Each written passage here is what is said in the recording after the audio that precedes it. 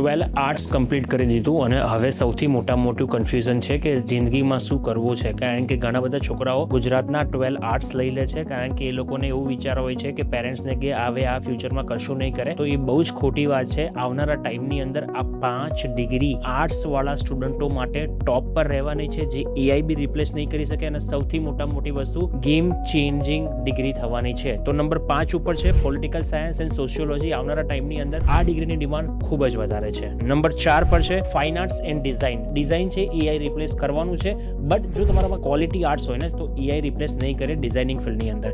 Number 3 પર છે journalism અને માસ કોમ્યુનિકેશન, કે હજુ બી આ ફિલ્ડની ડિમાન્ડ આવનારા ટાઈમની અંદર ટોપ પર રહેવાની છે. નંબર 2 પર છે લો ની અંદર આર્ટિફિશિયલ ઇન્ટેલિજન્સ કામ સ્ક્રુટિનાઇઝ કરવા માટે કરી શકશે, બટ ડિસિઝન પાસ કરવા માટે નહીં કરી શકે. તો આ ડિગ્રી આવનારા ટાઈમની અંદર એઆઈ બી રિપ્લેસ નહીં કરી શકે. અને નંબર 1 પર કઈ ફિલ્ડ છે ખબર છે? સાયકોલોજી. આવનારા ટાઈમની અંદર જે રિવોલ્યુશન આવી રહ્યું છે એમાં સાયકોલોજિસ્ટ અને કાઉન્સિલરની ડિમાન્ડ ડે બાય ડે વધી રહી છે. તો આ 5 ડિગ્રી જો તમે આઉટ ઓફ ઇન્ડિયા કરી લીધી ને તો તમારી લાઈફ સેટલ થઈ જશે. જો તમારી બી આઉટ ઓફ ઇન્ડિયા આર્ટ્સ ભણવા જવું છે, કોર્સ ખબર નથી, કોમેન્ટમાં સ્ટડી એબ્રોડ નાખી દો, હું તમને બધી જ ઇન્ફોર્મેશન ડીએમ કરી લઈશ.